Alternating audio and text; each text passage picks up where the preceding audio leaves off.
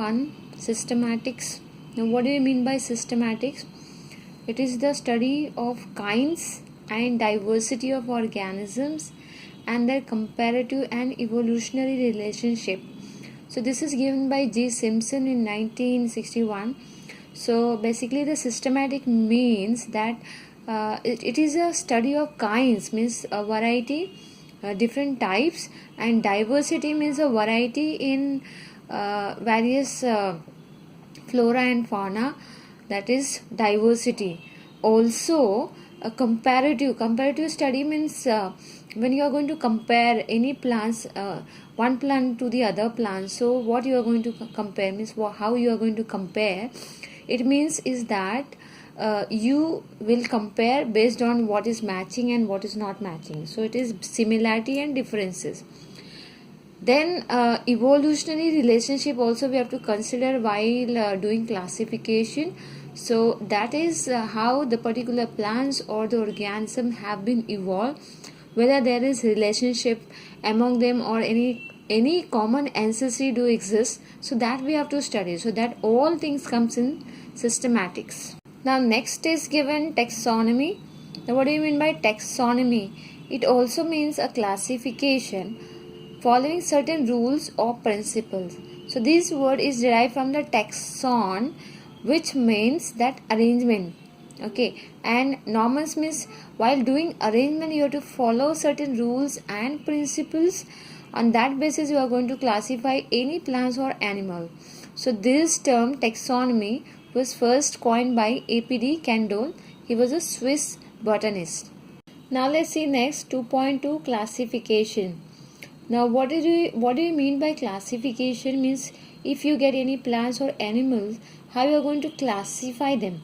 So as we already know, depending upon their similarities and dissimilarities, so we are going to arrange. So that is, it is arrangement of organisms or groups of organisms. So whether it be a single organism or it be multiple or many or can be group of organisms in distinct categories.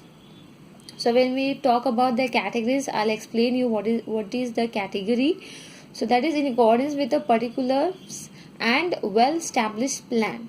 So this classification is based on similarities and dissimilarities among the organism.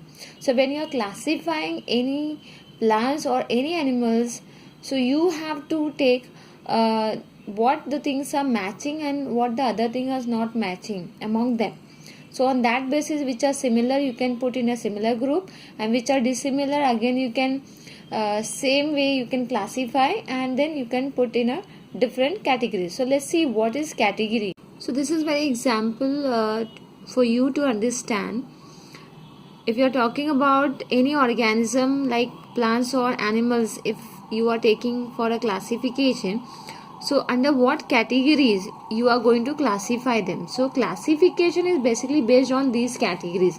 So when you are talking about the categories, the first domain comes, then the kingdom. These are the categories, means first, second, third, fourth, fifth, sixth, seventh, eighth.